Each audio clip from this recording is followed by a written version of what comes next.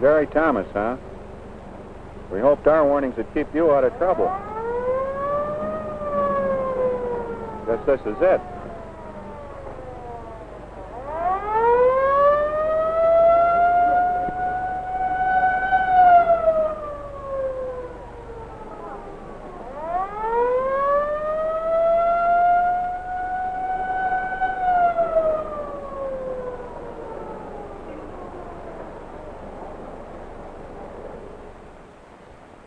I didn't hit that man. I know I didn't. I didn't hit anything. Now, Jerry, no hit-and-run charge has yet been made. The officer has just been saying he stopped you for speeding. Go ahead, officer. Well, sir, we've been watching this young man for some time, committing little traffic offenses. You know, cutting in and out in traffic, shaving the red light, blocking crosswalks. Has he ever been arrested before? No, sir. He's been stopped and warned a couple of times. He seemed to take the warning seriously. But a few days later, that sort of behavior means just one thing to us. Sooner or later, the offender is going to hit real trouble. Your last statement may appear irrelevant, officer. However, it is the practice of this court, in the case of young first offenders, to deviate sometimes from formal procedures. We do this in the hope of preventing future offenses by finding causes. Now, officer, with this in mind, do you have anything further to say? Well, sir, I did see this boy a couple of months ago at a demonstration given by the high school driver education course. What happened there bears out what I've said about his bad driving attitude. The class was testing stopping distances and reaction times with the brake reaction detonator.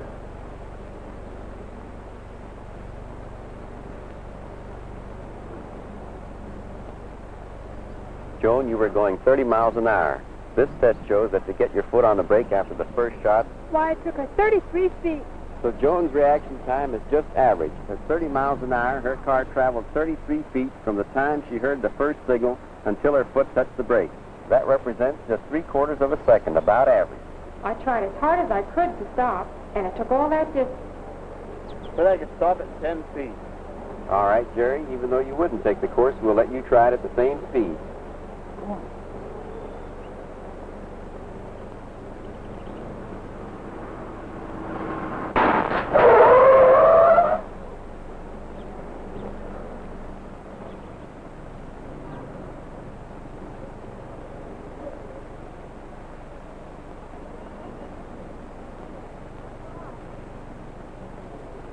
At 30 miles an hour, Jerry's foot hit the brake in about half a second.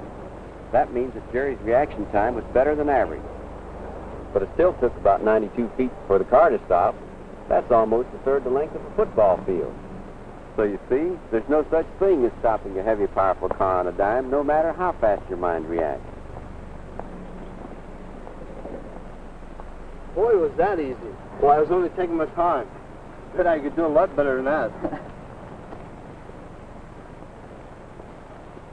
When I heard that, I figured it was only a matter of time. That's all I have to say at present, Your Honor. Very well. It would appear that Jerry missed the whole idea of the demonstration. As the instructor pointed out, the power of an automobile must be controlled not merely by quick physical reflexes, but also by good judgment. Either one without the other is useless. Jerry apparently regarded his superior physical accomplishment as sufficient. He failed to match it with good judgment.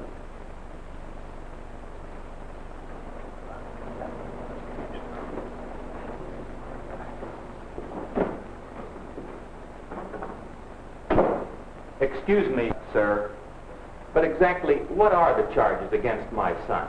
At the moment, Mr. Thomas, speeding and reckless driving. A charge of manslaughter may have to be made later, depending on the report of the accident investigation squad. I just can't understand it. I just can't believe he's like you say. And Jerry was always so good about the safety rules when he was a little boy. I can even remember that day when he brought the map he made in school, showing the safest way home. He was so proud of it.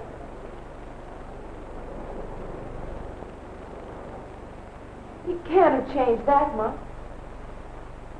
I'd like to think so, Mrs. Thomas, but he was only a little boy then, with good walking habits. But Jerry seemed to keep that attitude while he was growing up. In fact, when he was 12 years old, he won a prize in a bike riding contest because he knew the rules so well.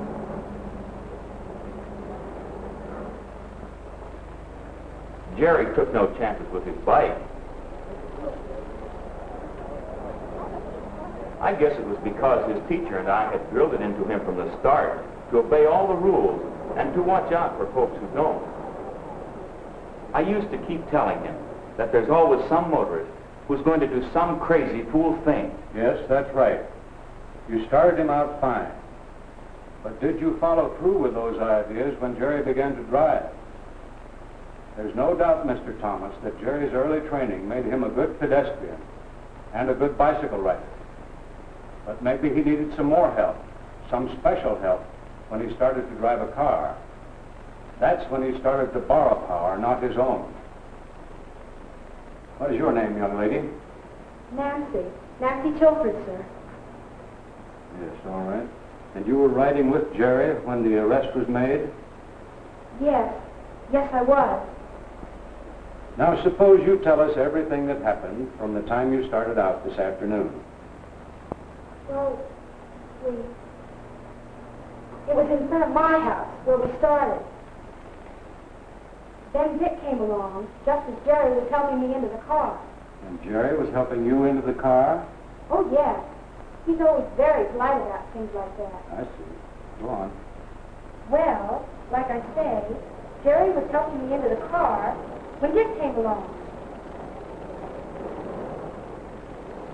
And we all decided to go down to Warner for a mall.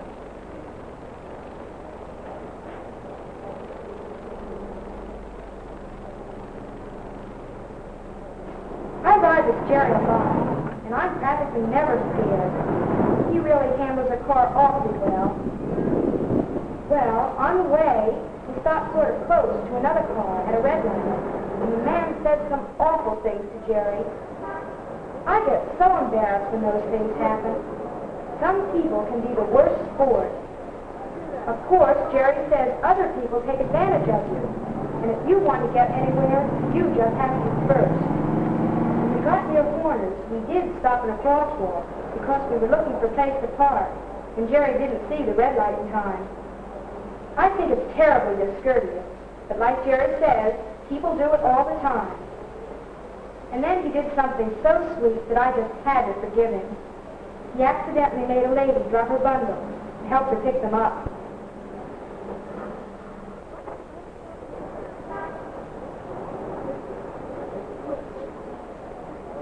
She said there ought to be more boys like him.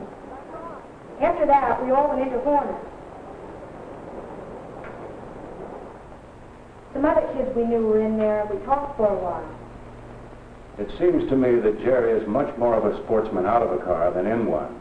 Why, Jerry's one of the best sportsmen in our school. What he did in the track meet this spring. You tell the judge about it, Dick. Well, okay. It was in the Centerville meet, a quarter-mile run. We needed the points, and Jerry had a chance to win it, or at least to place up in front.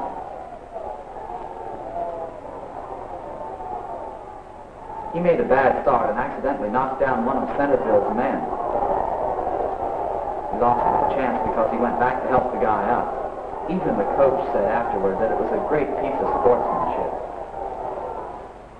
That kind of sportsmanship is a priceless thing, Jerry. It's something you can take with you wherever you go, even driving a car. Now, Nancy, what happened after you came out of the drugstore? Well, we started out for a ride. I remember we went around another car that was sort of wandering all over the street, like maybe the man was sick or drunk. I wasn't so much scared then. It was only when we turned onto Oak and hit that big bump. It was the curb. I ran over the curb. Jerry, was it the curb, or was it a man? It was... I don't know.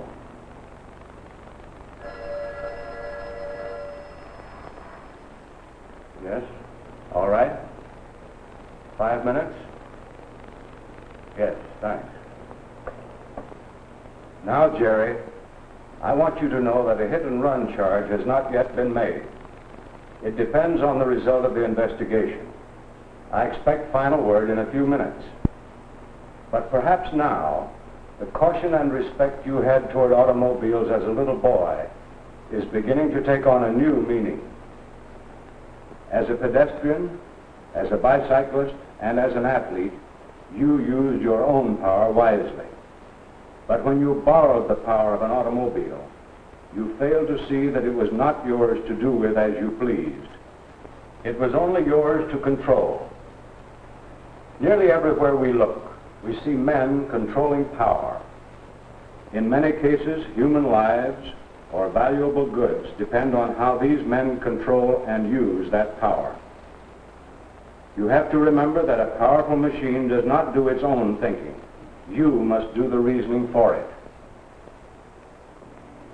The driver of a bulldozer, for instance, can't afford to be reckless or to forget what he is doing even for a moment. And neither can you as the driver of an automobile. Sportsmanlike driving means that you drive with courtesy to others, that you observe all traffic laws, that your car is always in control.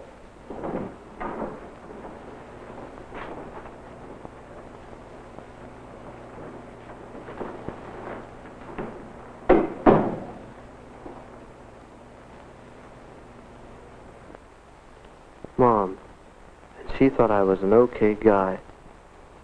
There's Dad. He had the right idea and I fumbled it. And Dick tried to make me look good to the judge. Nancy, she'll never want to ride with me after this. Me.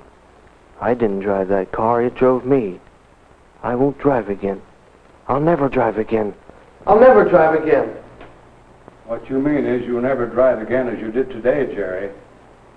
This report just handed me clears you of the possible manslaughter charge.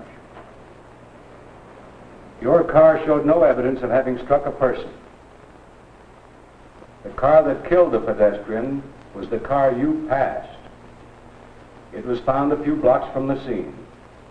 The driver was intoxicated. You must realize now what a dangerous situation you have been in because of your unsportsmanlike driving. The evidence given here today, together with other evidence of the manner in which you were operating a car, makes you guilty of reckless operation. I hereby impose a fine of $25. In addition, I am recommending, in accordance with our traffic laws, that your driver's permit be suspended for a period of 6 months. Then, if you get your permit back, and if your parents allow you to use the car, well, the rest is up to you. This court is adjourned.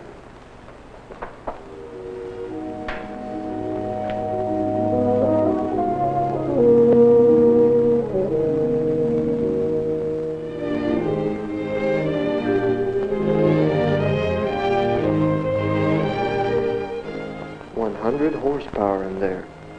Borrowed power, the judge called it. Nothing but warm water for a brain. Can't think for itself. That's where I come in, I guess. I've got 6 months to do some real thinking. Thinking I should have done before. From now on, when I borrow this power, I'll furnish the brain. That ought to make a good team.